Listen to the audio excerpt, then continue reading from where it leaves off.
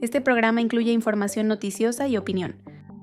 Un intercambio de mensajes privados terminó convirtiéndose en un caso judicial que desató un intenso debate sobre los límites de lo público y lo privado. Esta conversación privada que puede llegar a convertirse ahora en un problema legal. Mónica, ¿cómo estás? Muy buenas tardes. Gracias. La semana les platicábamos el caso de Emma Cermeño, sancionada. Es que es de verdad, verdaderamente ridículo.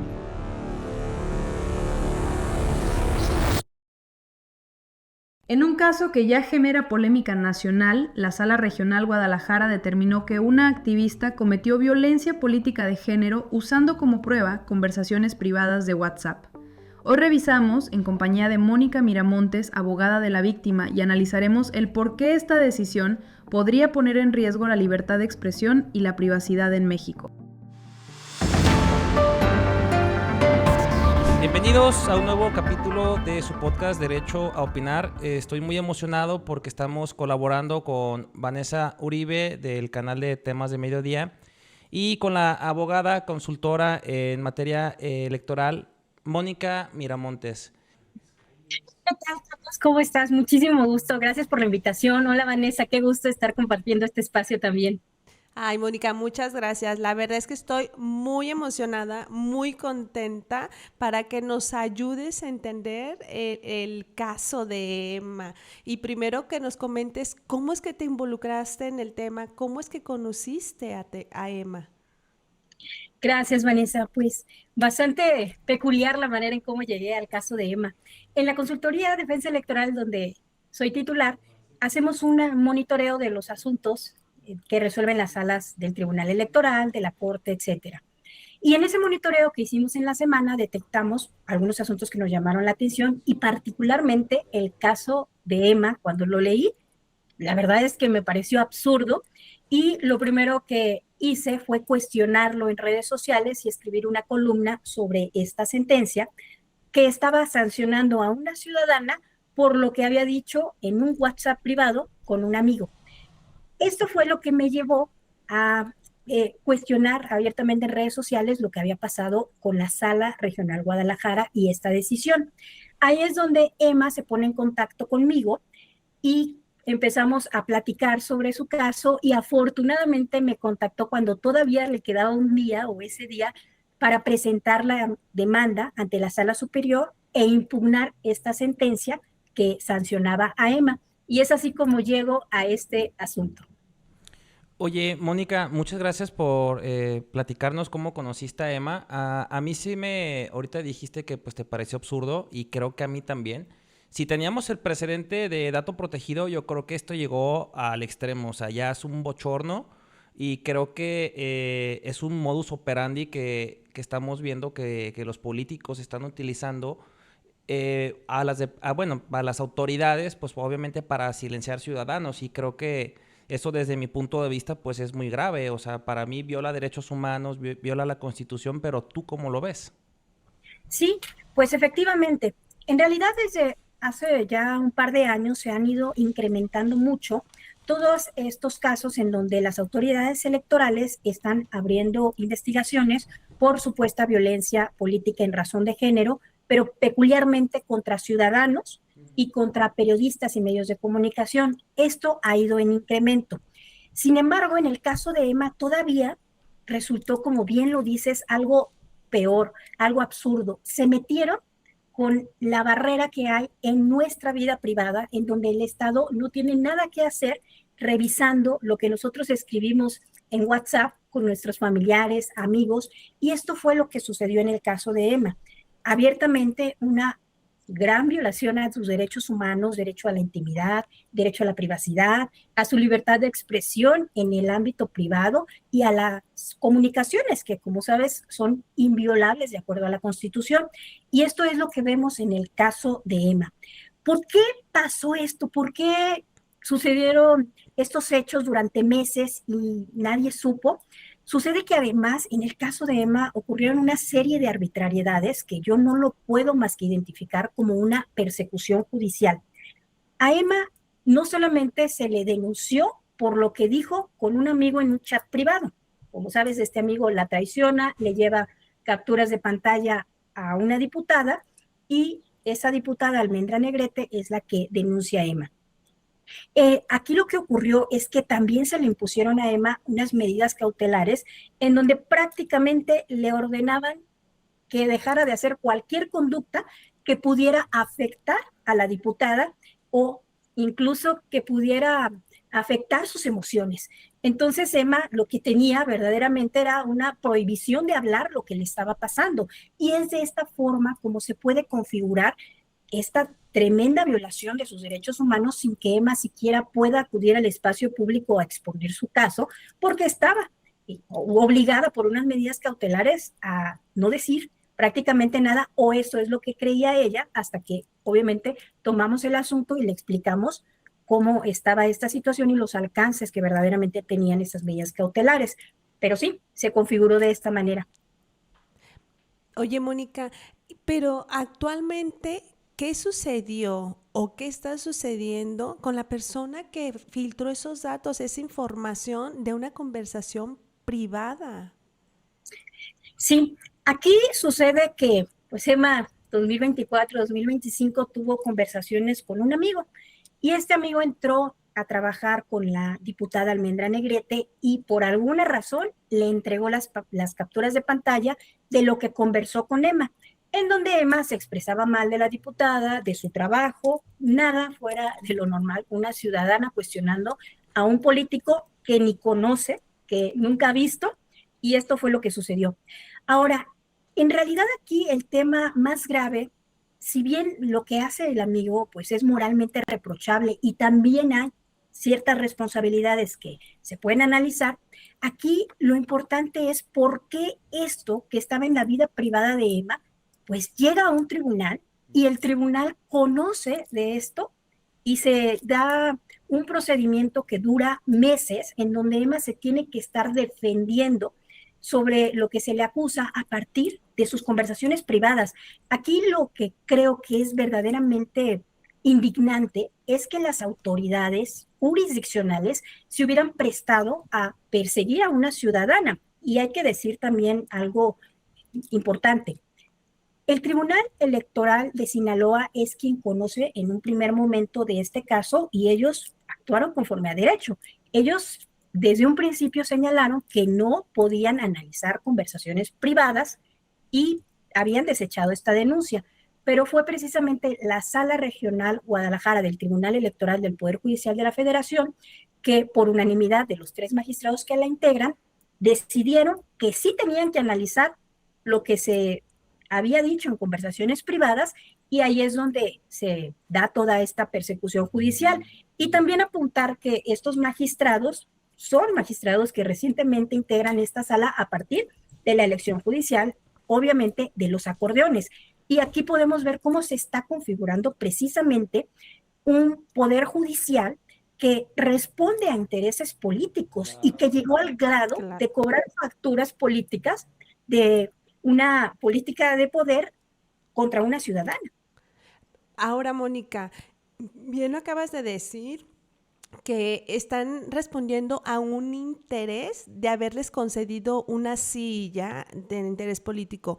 Pero entonces ahora, Emma como ciudadana, ¿cómo se va a defender de esos magistrados? Es que también tienen que tener una consecuencia. O sea, estar en un puesto así es cuestión de preparación, de actualización, de estar constantemente identificando las leyes para aplicar una justicia. O sea, debe ser no de interés. ¿Qué consecuencias deberían o pueden tener esos funcionarios que llegaron ahí a través de efectivamente de un acordeón y tienen que estar pagando el puesto que les dieron, la silla que les dieron? O sea, ¿cómo nos vamos a proteger nosotros como ciudadanos ante esa situación? Sí, esto es bastante interesante, es importante señalarlo. En un principio, quiero yo comentar que lo que ha destacado en el caso de Emma y ha hecho una gran diferencia es que cuando sale a la luz pública el caso de Emma, la ciudadanía exigió, se manifestó, se organizó y tuvo una amplia difusión. en medios digitales, en redes sociales, en radio y televisión. Y esto marcó la diferencia precisamente porque hoy en México estamos bajo un poder judicial que ya no está para defender los derechos de los ciudadanos. Esto es importante porque, como te comenté, tomamos en la consultoría el caso, presentamos la demanda ante la Sala Superior, que ya era pues la última instancia, e incluso esa instancia solo procede en casos muy específicos, pero en el caso de Emma se configuraban varios supuestos para que procediera una última revisión ante la Sala Superior del Tribunal Electoral. Sin embargo, la Sala Superior, en cuanto recibió esta demanda, el magistrado Felipe de la Mata, que fue el ponente del asunto, presentó de inmediato, en cuestión de horas, un proyecto para desechar la demanda de Emma. Un proyecto que no analizaba nada, parecía que ni se había leído la demanda porque no daban ni una mínima respuesta a lo que se estaba planteando sobre la procedencia de este medio de impugnación. Sin embargo, fue gracias a toda la manifestación ciudadana que terminó el magistrado Felipe de la Mata por retirar su proyecto y proponer algo diametralmente distinto, que era revocar la sanción de Emma. Y precisamente fue el miércoles 18 de marzo que la Sala Superior resolvió este asunto y por unanimidad de 6 magistraturas decidieron revocar la sanción de Emma y revocar porque señalaron que la prueba que era base de todo esto era ilícita. En un momento también sería importante analizar los alcances de esto. Pero efectivamente, para Emma fue una gran noticia, una buena noticia, porque se acabó esa persecución, se puso fin a un expediente que jamás debió existir. Sin embargo, quedan estas preguntas. ¿Y qué pasa con lo que hicieron los magistrados de la Sala Guadalajara? Aquí te comentaré que seguiremos platicando seguramente, si me permiten, el espacio de este asunto, porque por supuesto que tienen responsabilidades y tiene que, pues, vamos a instar varios procedimientos que tienen que ver con el actuar de estos magistrados y ya les estaremos comentando cuáles son las acciones que se van a estar promoviendo precisamente por la responsabilidad que tienen los magistrados de haberse prestado a una persecución judicial violando abiertamente derechos humanos de una ciudadana. Moni, la verdad es de que nos dices varias cosas muy interesantes. Ojalá que el Tribunal de Disciplina tome nota, obviamente que los ciudadanos accionen, que no tengan miedo, porque sí vemos un patrón muy constante, aparte de que las instituciones están muy alineadas al oficialismo. Considero que, por desgracia, el Poder Judicial Federal pues ya no es independiente. También creo que es grave porque, si bien ya hay una sentencia, obviamente la afectación Emma la tuvo. Y, por desgracia, no hay una manera como compensar ese intento que tuvieron estos funcionarios para silenciarla. Y la realidad es de que también más grave, recuerdo en una plática fuera de micrófonos, que intentaron justificar antes de que saliera esta sentencia. Hubo una campaña, si mal no recuerdo, del INE, que por ahí como que inventaron una palabra y como que lo querían perfilar, siento, como para que la ciudadanía como que lo aceptara. ¿Nos puedes platicar un poquito de esto? Claro. Lo que sucede es que esta sentencia, además de que se basa en comunicaciones privadas y eso viola la Constitución, también inventó algunos términos o adoptó unos términos que no tienen reconocimiento en el ámbito jurídico ni tampoco en la doctrina, en la academia. Señaló que Emma había cometido una especie de bullying, que quiere decir como un hostigamiento entre mujeres o cuestiones que tienen que ver con una mala actitud en un ámbito laboral, pero esta palabra bullying, que tiene que ver, con mujeres y un bullying que se da entre mujeres, en realidad no es una palabra que esté reconocida propiamente, sino que se ha escrito en algunos artículos aislados y esto pues tiene más parecido a un artículo periodístico que a un desarrollo de la academia. Entonces estamos hablando de que utilizaron una palabra que encontraron en internet de algún artículo que todavía no tiene ningún sustento doctrinal y fue precisamente la figura que utilizaron para sancionar a Emma y pues estamos viendo que es la primera sentencia que adopta estos términos para también, pues, reprochar conductas entre mujeres. Y resultó que cuando este caso se empieza a hacer visible, lo primero que hace la magistrada presidenta de la Sala Guadalajara, que fue la que impuso esta sanción a Emma, fue hacer una propaganda, algunos carteles diciendo alto al bullying, alto a las envidias, alto al sabotaje, seamos sororas y juntas las mujeres, ¿no? Esto en realidad fue una campaña de estigmatización porque utilizaba el expediente de Emma y la estaba asociando con conductas de envidia, de sabotaje y cuestiones que además ni siquiera tienen que ver con el derecho. Ahora resulta que el Tribunal Electoral va a sancionar a las mujeres porque no somos sororas o porque le parece que cometieron conductas que ellas, dice, surgen de la envidia. Entonces fue una campaña estigmatizante, pero lo más sorprendente para mí fue que en cuestión de horas, días, se organizó un foro por el INE y el INE también ya estaba armando su propio foro con recursos públicos a nivel nacional para hablar sobre el bullying y hacer una campaña en contra de esta conducta que se le atribuye a Emma. Y en ese foro, pues no cesaron de poner a Emma como agresora, de estigmatizarla y de utilizar una sentencia que todavía ni siquiera estaba firme y que ya se revocó, para institucionalizar un término que no existe y que obviamente está restringiendo pues la libertad de expresión de las mujeres y nos está poniendo en un terreno como que el Estado va a analizar hasta cómo es que nos comportamos y si les parece o no que somos mujeres sororas. Y vamos, esto es realmente algo que nos ilustra cómo están actuando las instituciones que deberían ser imparciales para pues institucionalizar términos y afectar a una ciudadana. El daño a Emma se lo hicieron y creo que le tiene que quedar claro también a la gente que nos vea que obviamente estamos analizando esto porque el día de mañana quizá esa palabra pueda agarrar fuerza y algo que también me preocupa bastante, sabemos que hay una reforma en materia de telecomunicaciones en donde el Estado obviamente va a poder acceder a lo que tengamos aquí, entonces si el propio Estado sigue teniendo esta conducta de incluso espiar, ya no que se filtre de alguien de manera directa, pues estamos cada vez más expuestos. No sé tú cómo ves todo esto que te estoy comentando, Mónica.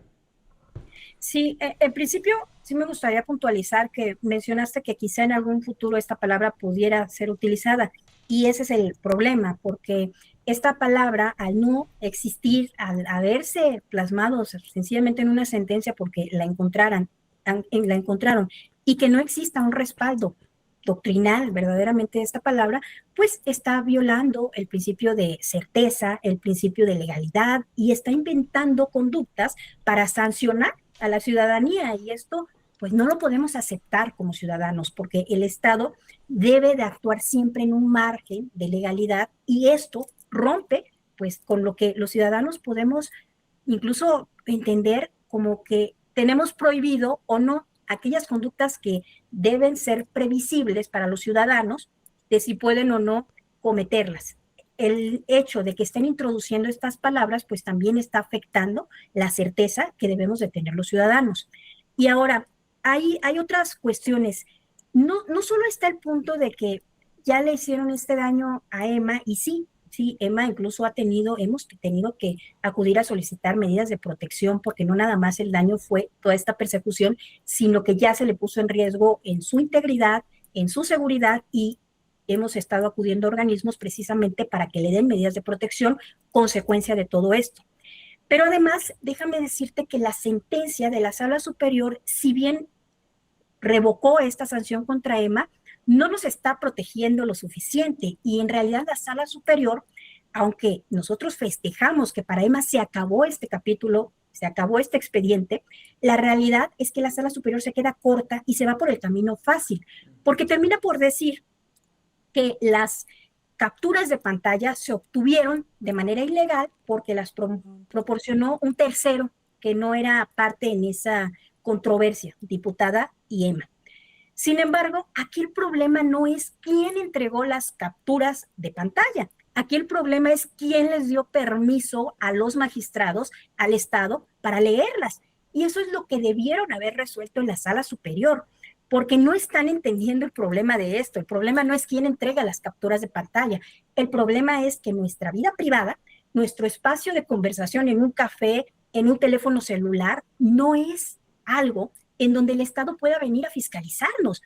Esto es una verdadera locura, porque vemos por un lado que políticos están cometiendo actos anticipados de campaña, vemos espectaculares, vemos muchas infracciones, incluyendo acordeones en una elección, y resulta que eso a las autoridades electorales no les parece importante y las deja pasar y no sanciona. Pero ahora están usando nuestros recursos públicos para perseguir lo que los ciudadanos hacemos en nuestros celulares. Y este es el freno que no pone la sala superior, y evidentemente pareciera que no entendieron este problema, porque se trata de un espacio reservado a la ciudadanía, un espacio privado que no tienen derecho a fiscalizar. Y ese es el gran problema de esto, porque sigue latente la posibilidad de que crean que tienen esta atribución de usar el derecho electoral para ver qué decimos en WhatsApp, y eso pues sigue siendo una lucha que tenemos que dar. Así es, Moni. Moni, a mí ahora me surge otra cuestión en el sistema, el nuevo sistema judicial. Se supone que cuando se colocaron en este nuevo sistema a los magistrados y jueces, iba a haber una mesa compuesta por varias personas que iban a dar seguimiento, vigilancia del trabajo, de que si se portan bien o no se portan bien. O sea, también esa mesa, ¿qué hizo? ¿Qué va a hacer? ¿Qué puede hacer para vigilar esto? Porque esto no se puede volver a repetir. Estamos ahora sí afirmando lo que ya algunas personas, expertos han dicho, es que no estamos preparados, que esta reforma judicial ha sido un desastre en el sentido porque están ¿cómo se llama?, pagando favores políticos. ¿Qué está haciendo esa mesa? ¿Qué va a hacer? ¿TN está obligada o no a tomar este caso para poner un freno? Y otra, también capacitar, que no les den ideas de que ellos pueden tomar ideas porque se les ocurre, porque encuentran algo por internet, por alguna, ¿cómo se llama?, inteligencia artificial. O sea, debe de haber un reglamento, debe de haber un orden. Esto no debe de pasar. O sea, pasó mucho tiempo para que esa mesa no interviniera y le dijera a los magistrados, a ver, ¿qué están haciendo? ¿Por qué están actuando de esta manera? ¿Y por qué están afectando? Incluso están violando ustedes mismos la ley. Claro, tocas varios puntos importantes. De entrada, me gustaría comenzar con el tema de esta reconfiguración del sistema de justicia. Coincido contigo, todo esto tiene que ver precisamente con la reforma judicial y todo el daño que esa reforma está haciendo a nuestro sistema de justicia, porque nos quitó la posibilidad de que existiera preparación en los cargos más importantes o titulares de la estructura de justicia, jueces, magistrados, ministros. Ya en este momento no tienen necesidad de demostrar ninguna capacidad y preparación, y es evidente, lo vemos en redes sociales, lo vemos todos los días con los errores que cometen, de cuestiones básicas del derecho que desconocen los que hoy imparten justicia.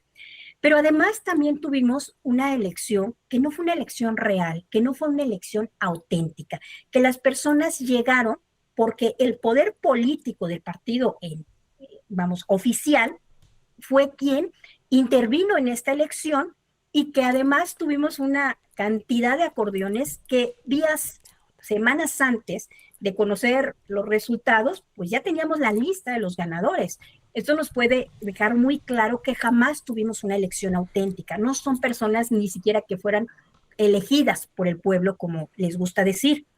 Pero además diseñaron toda una estructura del Poder Judicial que ahora ya nos deja a un Poder Judicial sin independencia, un Poder Judicial sometido, y es todo un sistema. Para mí, claramente, esto ni siquiera es algo que se puede mejorar en una reforma futura. Verdaderamente tenemos un sistema que tiene que cambiarse. Tenemos que regresar a un sistema que nos lleve a tener a los mejores jueces y magistrados, ministros, un sistema de méritos, un sistema de carrera judicial que ciertamente puede tener muchos cambios a lo que en el pasado había, pero esto que diseñaron sencillamente no va a garantizar a la ciudadanía jamás justicia.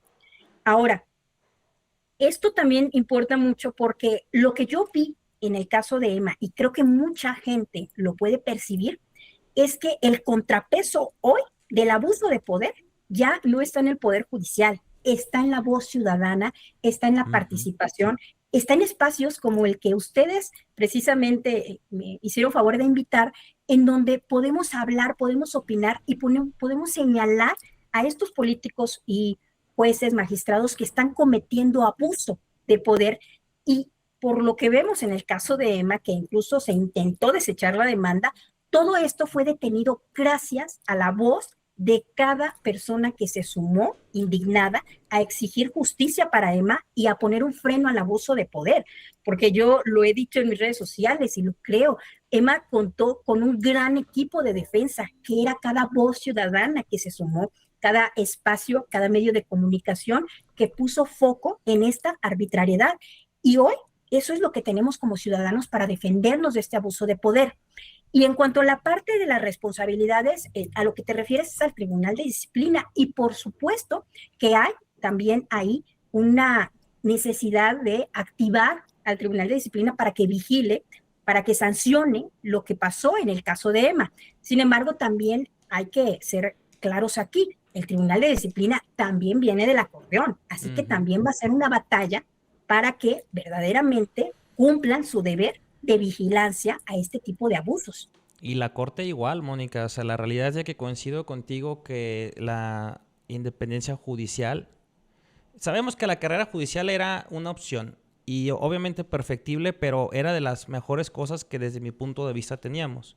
Hoy en día vemos jueces, magistrados que muchas veces, y también son parte de este nuevo bloque de personas, muchas veces si un juez comete un error, alguien interpone un recurso de queja, un recurso de revisión, hay una grabación de un magistrado que dice que están obligados a respaldar una decisión de un juez y no entra la constitucionalidad o inconstitucionalidad de algún asunto, y eso me parece grave.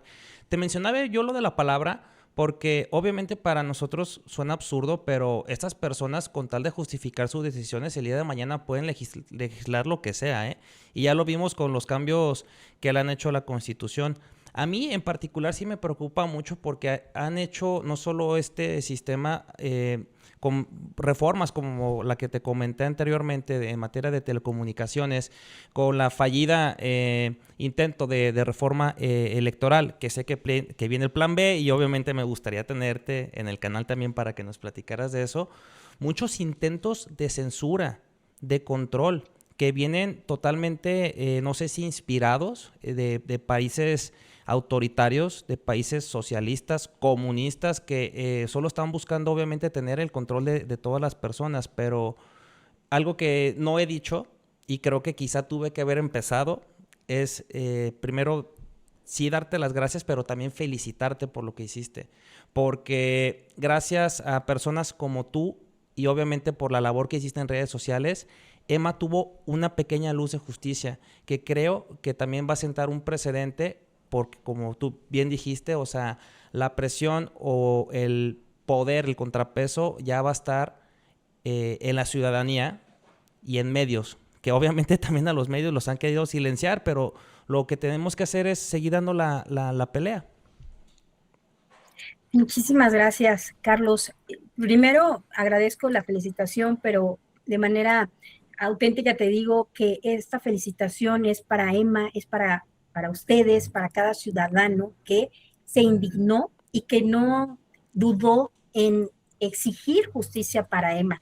Sin esa voz ciudadana, sin estos espacios tan importantes, créeme que no estaríamos contando la misma historia para Emma. Y ahora, ¿qué está pasando ahora en México que estamos viendo este tipo de asuntos? El caso de Emma es la evidencia de que hoy los políticos, las personas que están en el poder, saben que ya no hay un contrapeso, que ya no hay un equilibrio del poder y que ellos pueden dar rienda suelta a sus egos, a sus venganzas, a cualquier cuestión que les moleste e incluso acudir a tratar de invadir la vida privada de los ciudadanos si ahí van a encontrar una posibilidad de, pues, abuso de poder. Eso es lo que pasó con Emma, y pasó porque hay políticos empalentonados que saben que ya no hay un equilibrio de poder, que tienen a un poder judicial que está para complacerlos, y es ahí donde no podemos como ciudadanos quedarnos callados, y es la única manera en que vamos a tener para contrarrestar estos abusos de poder.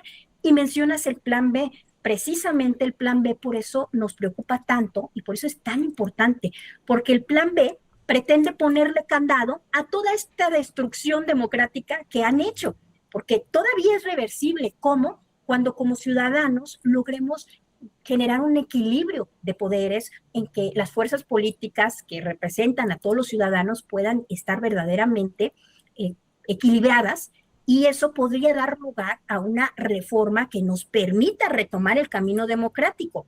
Sin embargo, si avanza el plan B, lo que estamos haciendo es ponerle candado a toda esta destrucción para que tenga cancha libre el autoritarismo y tengamos a un partido hegemónico, autoritario, que siga cometiendo este tipo de abusos. Por eso es tan importante no permitir que avance en esos términos que se está planteando la reforma electoral, porque todo esto va de la mano, porque como sabes, la justicia es parte de este equilibrio de los tres poderes que deben existir en un Estado, y hoy se ha quebrantado. Y sin justicia no tenemos democracia, y es lo que tenemos que exigir como ciudadanos. Mónica, pues te agradecemos muchísimo, la verdad, esa oportunidad que nos diste para conocer más el caso de Emma, pero sobre todo que nos has dado algo que quizás muchos ciudadanos no lo hemos identificado. Solamente en estos momentos con el actual gobierno que tenemos, nos tenemos solamente unos a los otros para podernos apoyar y para seguir adelante y evitar tantos atropellos. Y creo que hay algo que se está demostrando. Los medios de comunicación digitales, personales, televisión, son los únicos que podemos hacer llegar la voz de otro ciudadano que está en peligro, que está en constante acecho de la supuesta justicia que debería de recibir. La verdad te agradecemos mucho esa sororidad que has tenido con una ciudadana que en cualquier momento podemos estar todos vulnerados en ese sistema que tenemos ahorita. Entonces, gracias, Mónica, por dar a conocer el caso de Emma. Gracias por también hacernos sensibles en esa situación en la que estamos viviendo en el país, y que lo que podemos hacer es ser solidarios, dejar de estar polarizándonos entre buenos y malos, estar unidos para evitar que lo que supuestamente debe existir como justicia no la estamos teniendo como debería de existir. Te agradecemos muchísimo, Mónica, todo tu apoyo, tu solidaridad, tus conocimientos, y pues es que estamos aquí todos y hay que unirnos precisamente para apoyarnos y cuidarnos de lo que supuestamente hoy deberían de estarnos protegiendo. Así es, pues la agradecida soy yo por estos espacios, porque es la libertad de expresión lo que ahora quieren controlar, y precisamente estos espacios con ustedes, espacios importantes para dar difusión a estos temas, son los que necesitamos como ciudadanos para hacer este contrapeso que nos está faltando. Muchísimas gracias a ustedes por la invitación y por interesarse en estos temas. Gracias, Carlos. Gracias, Vanessa. Pues yo solo me queda decir que hay que seguir adelante, hay que seguir luchando, no hay que tener miedo. Hay sistemas todavía que están en la ley, hay que intentarlo, o sea, aunque el camino se vea oscuro, porque obviamente mucha gente también no queremos mandar el mensaje que todo está perdido. Ya vimos aquí un caso en el que recobraron entre todos un pedacito, ¿no?, de la cancha que se ha estado perdiendo. Y pues yo nada más a todos ustedes recordarles que sigan al podcast de Temas de Mediodía, que sigan tus redes sociales, Mónica, y también las de Derecho a Opinar. Y nada más, si nos puedes recordar tus redes sociales para que alguna persona te pueda contactar o pueda escuchar también tu voz crítica, en algún momento a lo mejor alguna asesoría. Claro, en X me pueden encontrar como Moni-Calles, y en Facebook y otras redes sociales, Mónica Calles Miramontes. Estamos ahí con gusto, y también te dejaré la página web para que nos puedan contactar si lo necesitan. Muchísimas gracias, Mónica. Nos vemos pronto porque va a haber mucho de qué platicar todo este año. Entonces, tienes el canal siempre abierto. Gracias por tu tiempo. Obviamente el de temas de mediodía también, perdón. Y pues bueno, a todos ustedes, gracias por quedarse hasta el final del video. Hasta la próxima.